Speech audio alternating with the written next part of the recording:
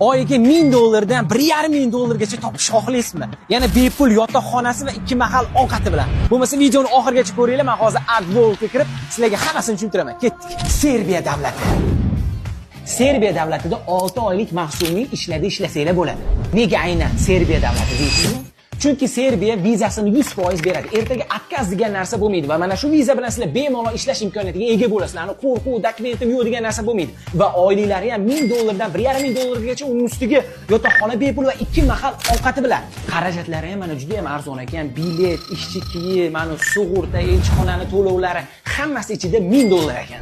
Men reklama qilishdan oldin birinchi o'rinda nima savol berdim? Guvohnomalar bormidi? Mana guvohnomalarni hozir mana bu yoqqa ilib qo'yishgan ekan. O'zim ko'rdim. Yana mana Begzat aka bemalol kelib, qanaqadir savollaringiz bo'lsa bemalol berishinglar mumkin. Chunki ketayotgan sizlar, men emas. Chunki sizlarda qanaqadir savollar tug'iladi, baribir kelib turib, hamma dokumentatsiyalarni, hamma ishonchlilarni ko'rib olib, keyin bemalol